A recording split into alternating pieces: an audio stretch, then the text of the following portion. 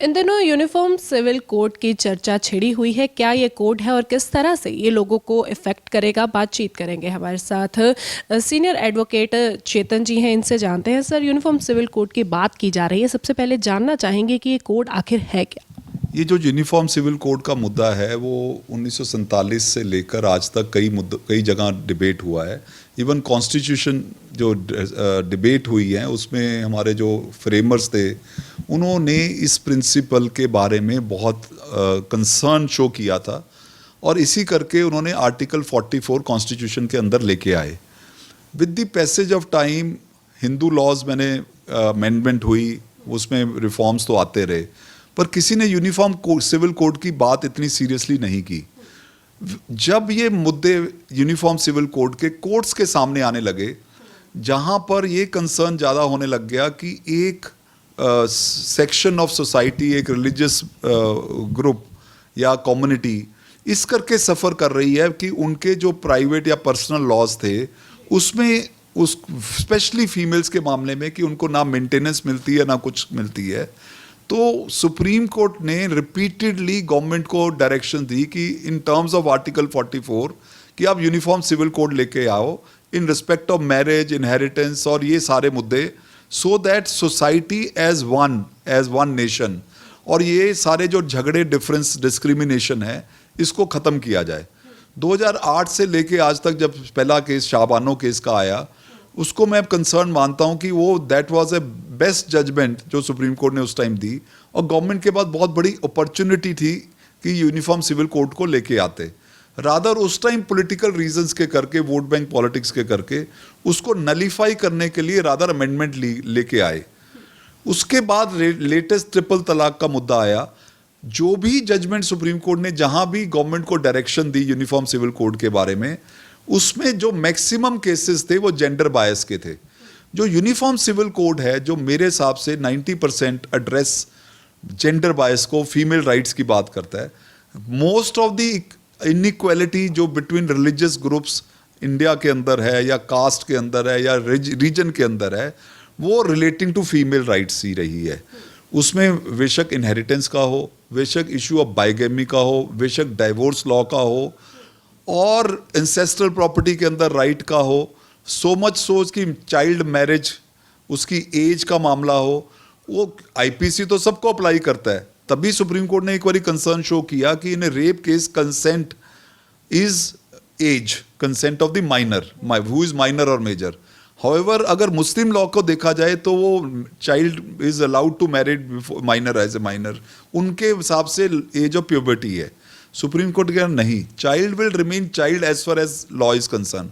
तो ये कन्फ्लिक्ट भी है, जहां आईपीसी कुछ कह रही है और वहां के अपने पर्सनल लॉज कुछ कह रहे हैं। क्रिश्चियन लॉज के अंदर इलिजिटिमेटी चाइल्ड को कि मदर को नेचुरल गार्डियन नहीं माना जाता, बाकी जगह माना जाता है, उस पर भी सुप्रीम कोर्ट ने कंसर्न किया। तो ये जो सारे अडॉप्शन के लॉज भी बड़े फर्क हैं। तो ये विद द चेंज सोसाइटी और हमारा इंडिया ग्रो कर रहा है, मॉडर्न बन रहा है, उसके अंदर जो कंसर्न मेरा आज की डेट में है, इवन हम पास्ट हिस्ट्री को कर दो तो मेरे हिसाब से तो ये बिगेस्ट सोशल रिफॉर्म है। तो उसमें 90% एड्रेस तो यही करते हैं, डिस्क्रिमिनेशन विद द फीमेल्स, जो हम हर एक रिलीजन में देखते रहे हैं। तो मेरा कहना यह है कि uniform civil code major address करेगा प्रॉब्लम हिंदुस्तान की फीमेल जेंडर स्पेशली बायस का। सांप्रदायिक देश हम मानते हैं, अलग अलग धर्म को हर चीज़ की यहाँ पर छूट दी गई है कि किसी धर्म में कुछ मान्यताएं हैं, किसी में कुछ है। तो इसको लेकर के क्या किसी धर्म का कोई कानून है उसके साथ छेड़छाड़ की जाएगी या कहा जा रहा है कि इसे ख़त्म ही कर दिया जाएगा एक तरफ से? जो लॉ कमीशन का एफर्ट है वो इसका लीगल एस्पेक्ट ही देख रहे हैं। जो सजेशंस भी मांगे हैं उसमें काफ़ी लीगल एक्सपर्ट्स ने इसको ओपिनियन दी हैं। उसके बाद जो नेक्स्ट फोरम है पार्लियामेंट डिबेट्स का, मुझे नहीं लगता कि इसमें कोई ऐसी वायलेशन वाली प्रोविजन रखी जाएगी। मैं आपको एक एग्जांपल देता हूं कि इवन हिंदू लॉ के अंदर, हिंदू सक्सेशन एक्ट के अंदर कहीं ना कहीं कस्टमरी लॉ को भी रिकॉग्नाइज किया गया है। हाँ, अगर कोई ऐसी सिचुएशन आ भी जाती है, कोई पॉलिटिकल पार्टी को या किसी को इस पर एतराज भी होता है, तो ये हमेशा ही सब्जेक्ट टू जुडिशियल रिव्यू है।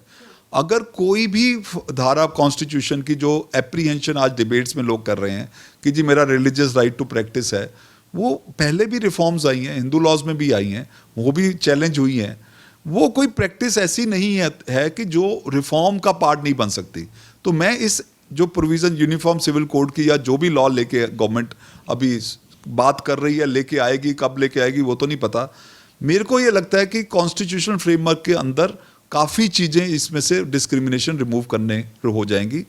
अगर कोई रिलीजियस प्रैक्टिस ऐसी है जो उनका टच करेगी, वो कोर्ट्स बैठी हैं, वो उसको अनलॉफुल डिक्लेयर कर सकती हैं। यानी कि किसी भी धर्म की हम बात कर ले, जैसे हिंदू भी काफ़ी इस चीज़ से डरे हुए हैं कि शायद हमारे किसी लॉ के साथ छेड़छाड़ हो जाएगी। हालांकि हिंदू एक्ट लॉ में काफ़ी टाइम से जो रिफॉर्म्स हैं वो भी हुए हैं और उसको भी संशोधित इन्होंने समय समय पर किया है। सेम एज ये बाकी रिलीजन्स के साथ भी इसी तरह चलेगा, चाहे वो हिंदुओं का एक्ट हो या सिखों का एक्ट हो या मुसलमानों का एक्ट हो? वो as a nation, as a citizen similar law, और ये कोई कॉन्स्टिट्यूशन के बियॉन्ड नहीं है। तभी मैंने शुरू में कहा कि आर्टिकल 44 के अंदर हमारे कॉन्स्टिट्यूशन फ्रेमर्स ने इसको रिकॉग्नाइज की है और उसी के बेस पे हमारी जजमेंट्स जो सुप्रीम कोर्ट की आई हैं उसमें यूनिफॉर्म सिविल कोड की बात हुई है। तो पर्सनल लॉ किस एक्सटेंट तक वो टच करेगा यूनिफॉर्म सिविल कोड, अभी वो उसका ड्राफ्ट अभी आया नहीं। पर जो डिबेट्स और जो बातें नज़र आ रही हैं उसमें जैसे मैंने पहले कहा कि 90% डिस्क्रिमिनेशन अगेंस्ट फीमेल है, उसको एब्रोगेट अगर गवर्नमेंट करती है तो this is the most active socialist reform मैं ये कहूँगा। और जो उसकी रिक्वायरमेंट जो आज के टाइम में है, मेरे हिसाब से this is the right time government को लेके आना चाहिए। क्या इसमें आदिवासी इलाके भी आएंगे? क्योंकि देखा जाता है मोस्ट ऑफ द टाइम कि वो लोग यहाँ का कानून भी नहीं मानते हैं, उनके कुछ अलग अपने लॉ होते हैं। क्या उन सभी को भी बीच में रखा जाएगा? मैं ये कह रहा हूँ कि बिल्कुल वो लिए जाएंगे। आज की डेट में टाइम बदल गया है। इवन जो जहाँ पर रिफॉर्म्स हुए लाइक हिंदू लॉज में आ गए, उसमें भी आज की डेट में आप कई बार देखेंगे कि पंचायतें ओवर रूल करती हैं। पर जहाँ पे भी एग्रीड पार्टी है, अगर लॉ होगा, ऐसा नहीं है कि वो फोर्स करते हैं तो सारे एग्री कर जाते हैं, कोई ना कोई पार्टी वहाँ पर भी एग्रीड होती है। बट वो लॉ ही नहीं होता तो वो कोर्ट ही नहीं जा सकते। आज की डेट में आपको मैक्सिमम हमारे पंजाब हरियाणा केस में पुलिस प्रोटेक्शन के कपल्स की रिटें आती हैं। अगर हमारे लॉ ही नहीं होगा तो वो कहाँ जाएंगे? तो ये प्रॉब्लम्स तो आएंगी कहीं ना कहीं। बट आज की डेट में ट्राइबल सोसाइटी जो उनकी नेक्स्ट जनरेशन भी है वो बहुत आगे जा चुके हैं, उनमें स्कूल एजुकेशन हो गई है, उनके पास इंटरनेट फैसिलिटीज़ हैं, वो भी मेन स्ट्रीम के साथ जुड़ना चाहेंगे। पॉलिटिकल रिएक्शंस, ओल्ड जो थॉट प्रोसेस है वो रिएक्शन होगा, उससे मेरे हिसाब से हमें डरना नहीं चाहिए। अगर कोई भी रिफॉर्म लाते हैं इतना तो रिएक्शन होगा। आखिरी सवाल चेतन सर मैं आपसे लेना चाहूँगी कि इससे आम लोगों का क्या फ़ायदा रहेगा? क्योंकि मेन उनको यही दिक्कत आ रही है कि शायद उनके जो अधिकार हैं, उनके जो लॉ है वो ख़त्म हो जाएंगे। तो इससे आम लोगों के लिए क्या रिलीफ वाली बात होगी? से आम आदमी के बारे में, तो आम लोगों के बारे में मैं एक ही कहूँगा कि वो ज़्यादा इसके बारे में जब उनको नॉलेज होगी तो बड़ी क्लैरिटी होगी।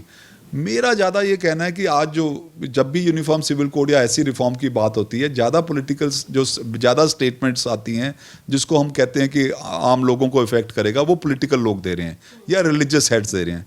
मैं उनको यही एडवाइस करूंगा कि उनको अच्छी तरह से इसको देखना चाहिए और दिल पे हाथ रख के कहना चाहिए कि क्या वो अपनी बेटियां या अपने परिवार में फीमेल्स को राइट नहीं देना चाहते। आपको प्राइवेटली वो कहेंगे बिल्कुल एग्री करेंगे। ये ज़्यादा पॉलिटिकल स्टेटमेंट्स ज़्यादा आती हैं, रिलीजियस जो जिनको फॉलो करते हैं, उससे हमें लगता है कि आम लोगों को इफेक्ट होता है। आम लोगों को इससे रादर बेनिफिट होगा। जहाँ पर बाइगेमी, जहाँ पे एक आज इवन हिंदूज़ के अंदर क्योंकि कन्वर्ट करके सेकंड मैरिज करना, तो वो लेडी इज ऑलरेडी इफेक्टेड। अगर वो परमिट किसी भी रिलीजन में नहीं होगा तो बाइगेमी विल बी बाइगेमी। सो ये चीज़ें ओवरऑल बेनिफिट के लिए रहेंगी। उसमें समझाने में हमें मीडिया के थ्रू या बाकी जो लोग हैं, जो सेंसिबल लोग हैं, मेरे को लगता है समाज को समझाना चाहिए कि it's a big social reform. यानी कि इसमें कहीं ना कहीं महिलाओं के उद्धार की और विकास की बात हो रही है। एब्सोल्युटली। आप जितनी डिबेट्स देख लीजिए, कहीं भी अगर ड्राफ्ट बाहर आया भी है कहीं पे या कहीं डिस्कशन में आया है, मैक्सिमम टॉक्स जो हो रही हैं डिस्क्रिमिनेशन है भी वहीं। अगर देखा जाए किसी भी कम्युनिटी में, मैं कहता हूँ वर्ल्ड वाइड कोई भी सोसाइटी रही है, सबसे पहले 1925 में इंग्लैंड में फीमेल को राइट टू वोट ही नहीं था। उन्होंने रिफॉर्म्स कर लिए, सारा कुछ चेंज हो गया। यहाँ पर जब हम एक कंट्री में एक सिटीजन है तो ये रिफॉर्मिस्ट मूवमेंट फीमेल के हक में 90% है मेरे हिसाब से। तो ये थे हमारे साथ सीनियर एडवोकेट चेतन मित्तल, जिन्होंने बहुत ही सरल शब्दों में यूनिफॉर्म सिविल कोड समझाया है। साथ ही इन्होंने बताया कि इसकी ज़रूरत क्यों है। खास तौर पर देखा जाए तो महिलाओं के लिए ये कोड बहुत ज़रूरी है, और वहीं आम लोगों की अगर बात की जाए तो इन्होंने कहा कि सीधा सीधा इफेक्ट जो है वो आम लोगों पर जब पड़ेगा उन्हें धीरे धीरे इस चीज़ की समझ आएगी। फिलहाल जो ये एक्ट है अभी समझने की, देखने की ज़रूरत है, क्योंकि जिस तरह से देखा जा रहा है कि भारत विभिन्नताओं का देश है, यहाँ पर लॉ भी विभिन्न प्रकार के हैं, पर यूनिफॉर्म सिविल कोड उन सभी को एक धरातल पर ले आएगा और सबके लिए एक समान कानून होंगे। वीडियो जर्नलिस्ट बलजीत के साथ खबरें अभी तक के लिए चंडीगढ़ से हरसिमरत।